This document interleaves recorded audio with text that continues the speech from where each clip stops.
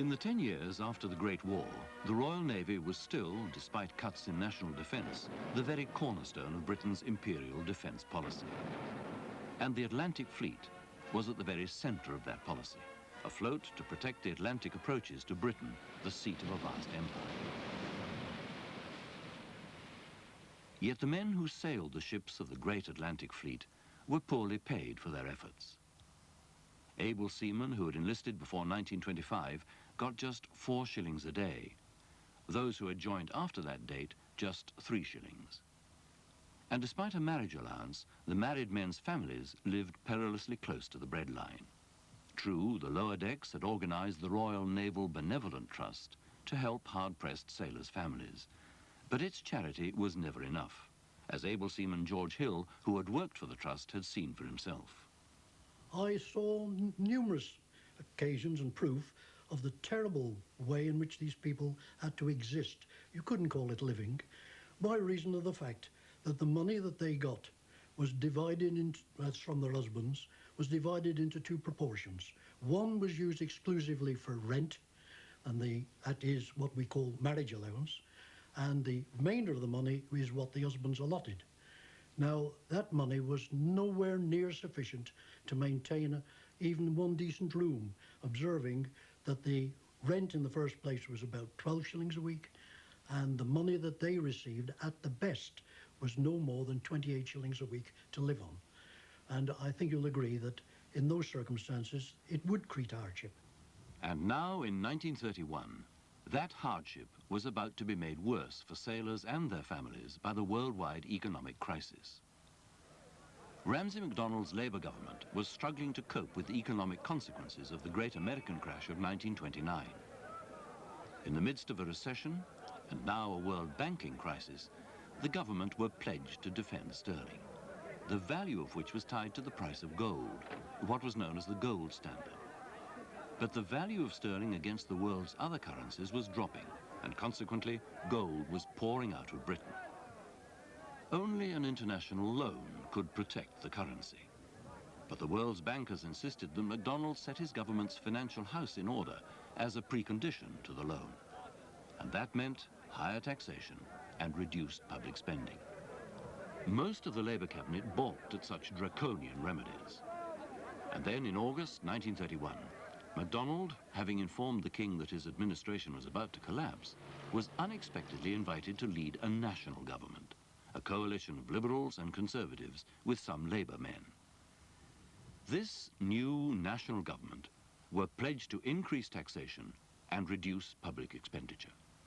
There was to be a reduction of 10% in the benefit paid to the nearly 3 million unemployed, and substantial cuts in service pay. The Board of Admiralty offered to put all men onto the lower 1925 rate of pay, and the Cabinet accepted the offer gratefully. Some leading seamen were to take a cut of as much as 25%. At the beginning of September, the big ships of the Atlantic Fleet had sailed north from the 3 home ports of Chatham, Portsmouth and Devonport to their anchorage at Invergordon in the north of Scotland. Few of the men in the fleet knew anything definite about the proposed pay cuts. Indeed, the first George Hill heard about them was on his private radio set aboard the cruiser HMS Norfolk in the evening of the 12th of September 1931. And from that, I learned quite sufficient to know that the Navy were going to take a cut of 25%, or as it was classified, 1 shilling a day. And having got that information, I switched off, went straight back to the wardroom officers' mess, and walked straight in and said, "Excuse me, sir, but I got some news." Told them what I'd heard, then went to the mess deck and told the men there the arrangements. And it was stunned silence, I would say, until somebody said, "You being in the boat's crew," that was speaking to another man, "you can pass that round the fleet as you're going round to pick up correspondence." And that is how they did. Everyone at Invergordon knew that if daily pay was reduced, then the family's income would be down by 6 shillings a week. The way in which the men of the Atlantic Fleet heard the news of the pay cuts does much to explain what subsequently happened at Invergordon. The admiral in charge was Wilfred Tomkinson, who was acting for the actual Commander-in-Chief, Sir Michael Hodges, who'd fallen ill as the fleet was preparing to sail. And the Admiralty Fleet order, with the full details of the cuts, was addressed to HMS Nelson, Hodge's flagship, although Tomkinson, the acting commander, was on HMS Hood and Nelson was still in Plymouth. Nonetheless, the men now knew about the cuts, and at a meeting on the evening of Sunday the 13th of September at the Naval Canteen ashore at Invergordon, Len Wincott, a leading seaman on the cruiser HMS Norfolk, determined to see what the men could do. The canteen was packed. I went around asking the men what they thought about it, and they all gave a short and sharp answer that it was hell. Well, I walked over to the door, to the back of the canteen. There was the bar at one side, and I walked over to the back of the canteen, and there was a door. And by that door, I put a chair, and I got on that chair. And there was nobody shouting, nobody causing any trouble. They looked at me, and they all turned to me very quietly. But it was that kind of quietness that was very threatening. And I said, we must take measures to stop it. And as far as I understand, he got the names of people who were willing to represent their ships. And that was all it amounted to. They didn't have any definite line of attack, as we might call it, merely that they knew that they would represent their ships at the next meeting, which had been arranged for the Monday. Little attention was paid by the fleet's officers to this meeting at the canteen. And on Monday, the 14th of September, men from all the ships in the fleet met ashore again. And if Len Wincott from the Norfolk appears to have made the running, most of the men there that evening were behind him in believing that the cuts must be opposed. The whole place was noisy, because speakers, there were a lot of them, but they were all saying the same thing. My wife gets so much, and I pay so much, and so on and so forth. But I didn't get up and speak. I let them ramble on. I had another idea in my head. At that moment, the patrol began the door, and there was this young Lieutenant Elkins, an admiral, retired admiral now, and he's a sir. And he came forcing himself into the big crowd. I went in, and I moved from where I entered the door to the left with my back to the wall. And you can imagine there was a hell of a row. The then spokesman, I think it was Wincott, said, "We don't want to hurt anybody, sir, or create any emotion. Our pay is being cut, and we don't like it, and we're trying to decide what we do. Now, if you'll leave, that will be the end of it." And I think he blustered a bit then about him telling me to leave, and somebody said, "Well, get out of it," and heaved this point top. And I was standing one side of him, and from this side, somebody threw a glass jug. But it didn't hit him. He said it did, but it didn't. It hit a stanchion just in front of him. I dodged, and a glass tankard, presumably aimed at me, passed over my shoulder, and bits of it burst in the face of a young seaman from the Repulse and cut his face. If he'd have said, "Arrest that man," we'd have done it, because that person wasn't any good to us. But he said, and he turned around and made a dive for the door. He says he rushed him out like a rugby scrum. Well, the sailors don't play rugby, they say football, sorry. And he went out. But I remember being pushed out and seeing at my elbow as I went out, Petty Officer Ward on my right and Chief Petty Officer Lester being pushed out at the same time. We then all went out the back door where I'd been speaking the day before, and out onto a field. It's called the Black Field. It used to be the local football field. Now it's full of oil tanks. And they began speaking from the little dressing room they had us on the roof, and they began the same thing. But I'd already spread the story that tomorrow we strike. The men at Monday's meeting ashore had decided to mutiny, not to take their ships to sea when ordered to do so on Tuesday morning. By now, the news of what was happening ashore had reached Admiral Tomkinson on his flagship, the Hood. With him at dinner were all the captains from the fleet. And this occasion was to be his last opportunity to nip tomorrow's mutiny in the bud. Tomkinson was a very quiet, rather unpleasant little man. He was quite unfit to take command of anything. But that night he had the chance of a lifetime. In these sort of crises, it's communication that breaks down. You see, the signal don't get through, the wireless is wrong, something is wrong. Well, there he was, at the head of a table, dining all the captains. He merely had to rap a table and give orders. He could say, we won't go to sea tomorrow, we will go to sea tomorrow. I'll go to London and protest and so on. He said nothing. They went back to their ships and went unhappily to bed. I know I didn't sleep that night very much. Now the men from ashore returned to their ships, strengthened in their resolve to force the Admiralty to reconsider the pay cuts. The boats that were bringing the men off from Invergordon took a course which would take them across the bows of as many ships as was possible en route back to their own ship. And as they approached the bows of each ship, there was a terrific shout from the boat's crews, or the men in the boat, saying, don't forget tomorrow morning.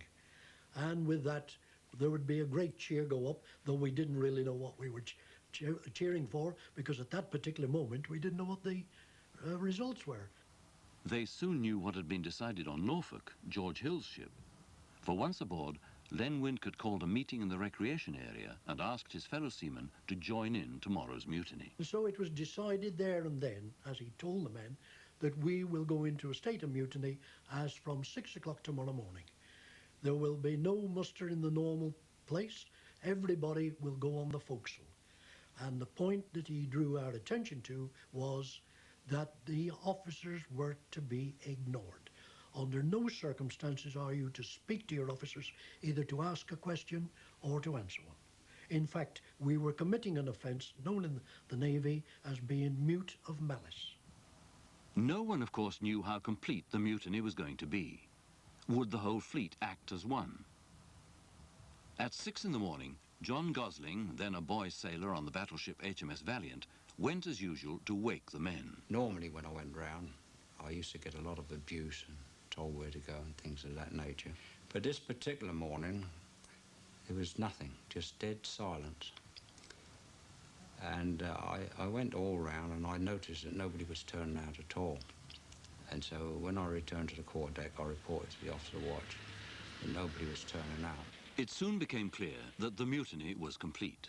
No ship from the Atlantic fleet would sail that day.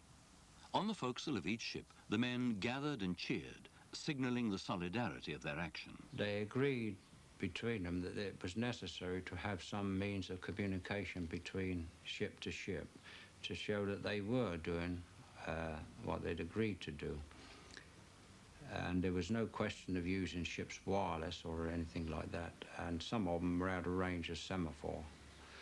And so they agreed on a system which I think had a precedent in the either the Nor or the Spithead mutiny, that they would all go on the forecastle and cheer at intervals so that each ship would know that. And it was rather a peculiar sound, really, because first of all one ship would cheer and then it would go on and on and on, reverberating right the way through, almost like an echo.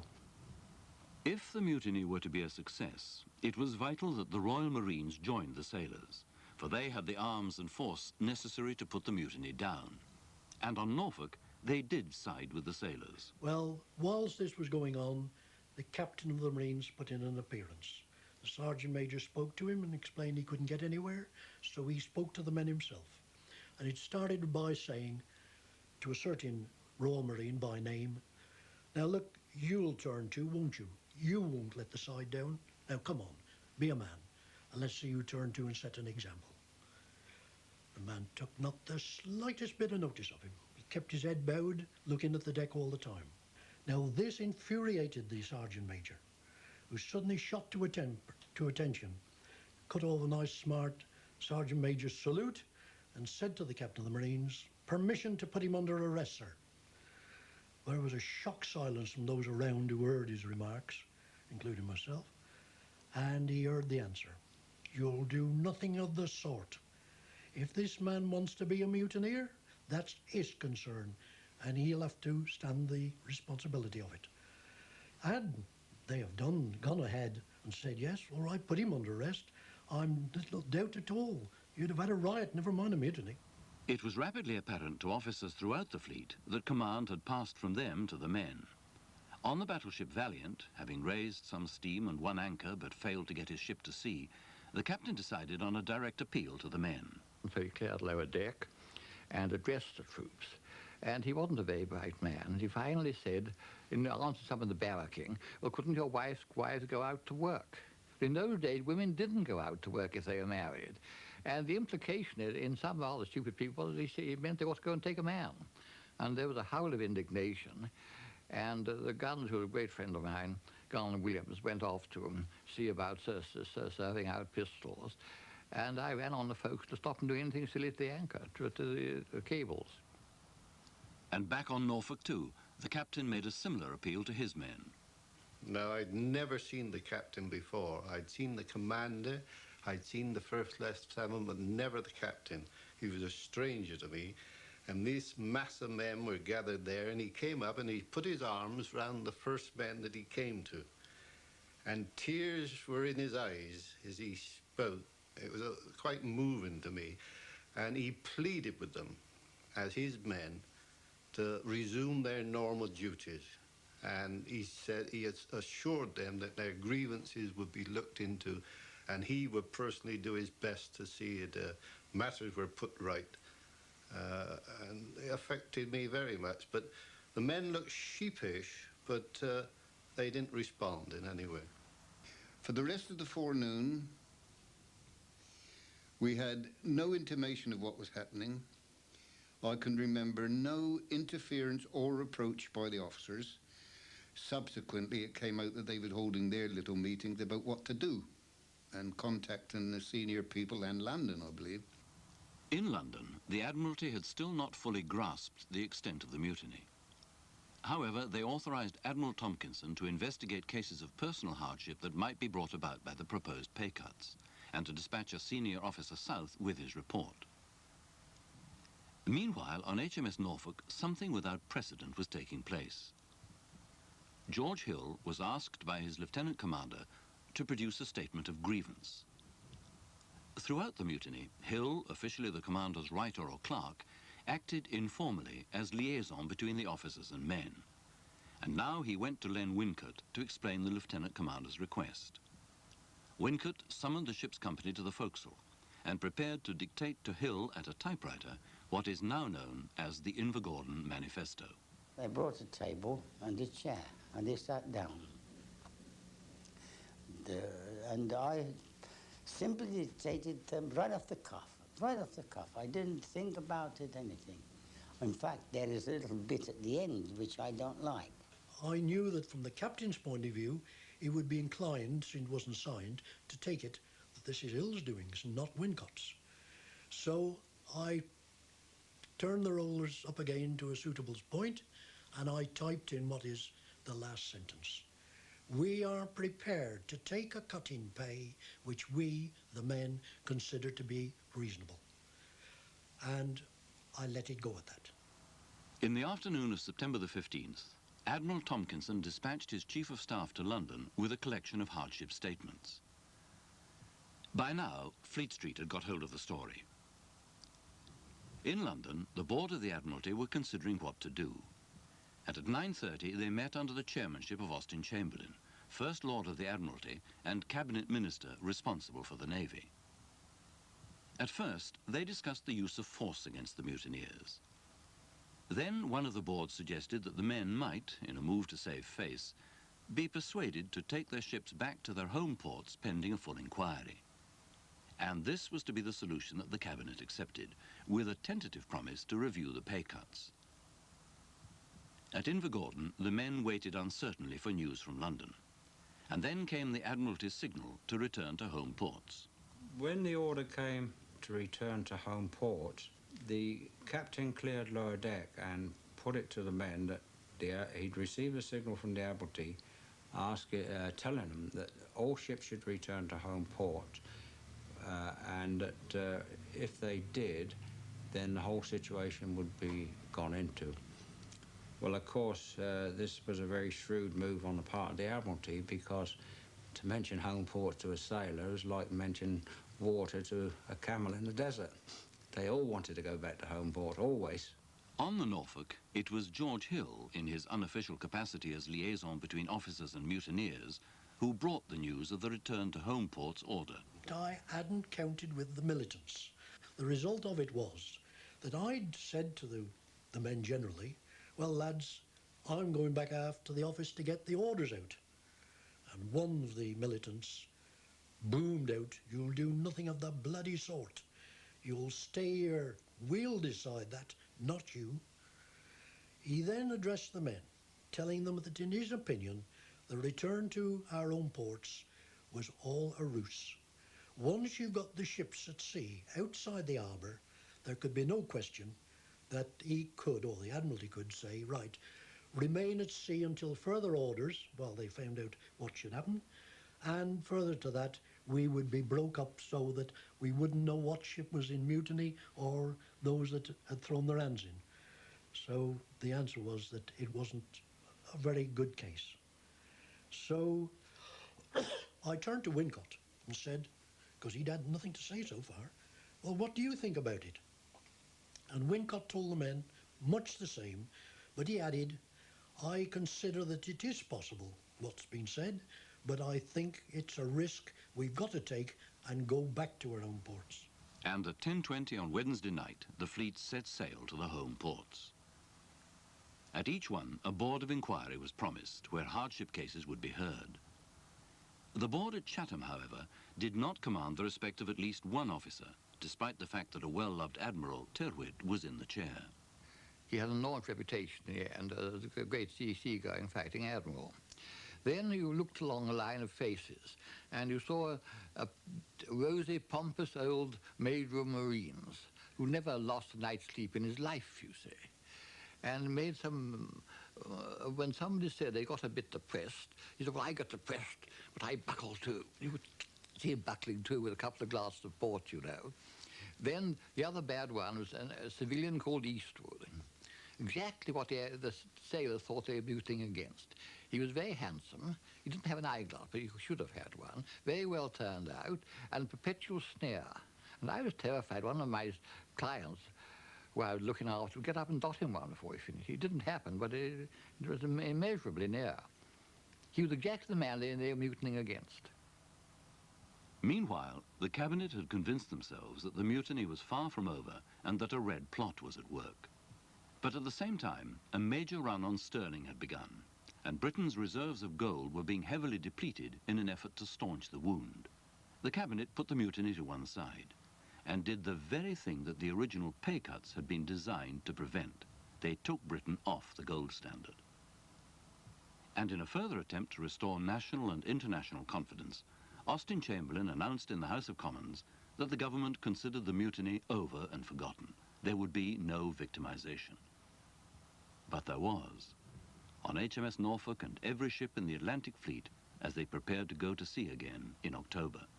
It was only a matter of 2 to 3 hours at the most before we sailed that I was called into the commander's cabin. He wanted to discuss some of the routines that he wanted carried out during the next passage and giving me the lowdown on what he wanted done. Now, whilst he was talking to me, a rap came on his door and the Master-at-Arms cause stepped in. And the moment he saw that I was there, he went to go out again. But Commander Dunn called him back. He said, it's all right, cause. Hill knows the regulations, which is meaning to say, hear all, see all, and say nothing.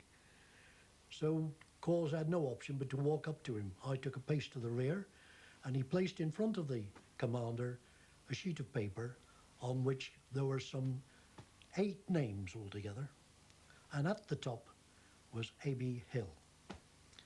Wincott's name was there, the leading hand's name was there, and Copeman's name was there, and there was also 2 or 3 others who were what we call mischief makers. The moment the commander saw it, he took his blue pencil out of his case, put a line straight through my name. He didn't say anything, didn't speak, just ignored it.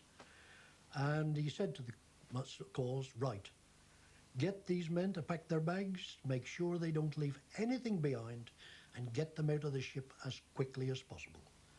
And with that course, took his departure and mustered his staff to supervise the men. And within little more than half an hour later, a lorry came down to the ship, picked them up and took them into the naval barracks. Well, they broke their promise. Men were penalised and a lot of feeling about it. I can't tell you much more about it than that. But I remember, well, there certainly was a great feeling the Admiral had broken their word. There was a hell of a lot of victimisation, both immediately afterward and in the next few years. And I believe at the time they also sent MO5 men round the pubs and all that. They were trying to find or establish some link between the mutiny and the communist Russia. And of course that was absolute nonsense. And a lot of people were dismissed the service, not through anything to do with the mutiny, because probably they wanted to get rid of them anyway. And people who were designated as ringleaders, although I personally don't believe there was any actual ringleader. I think it was more a consensus than anything else. But a lot of people who were deemed to have been the ringleaders were dismissed the service. Men like Len Wincott and some 120 others were discharged from the Navy with 13 shillings and a rail warrant. Wincott later joined the Communist Party and now lives in Russia. But even the men who weren't dismissed had it made plain to them that their naval futures were circumscribed, as Marine Corporal Dyke learned from his captain. He wasn't too pleased with the Marines at all, although they had to a degree carried out all that was required, and that as regards any further promotion for any of those NCOs or Marines which were then serving on the Valiant was nil. They would be red marked on their history sheets and there would be no promotion. Heads rolled in high places too, but not at the Admiralty. A new Commander-in-Chief for the fleet was appointed, Admiral Sir John Kelly, who set about raising morale amongst his men. And the pay cuts had been partially revised, but not significantly. But if the practical consequences of the Atlantic Fleet's mutiny had been the abandonment of the gold standard, the real lesson that the government and the naval command had to learn was that a 20th century Navy could only be run with the full consent of the men below decks. It was one of the best things that ever happened to the Royal Navy in modern times. I think it was a jolly good thing, really. I'm a disciplined man and very much disciplined too, I might say. But it has shown the authorities how far they can go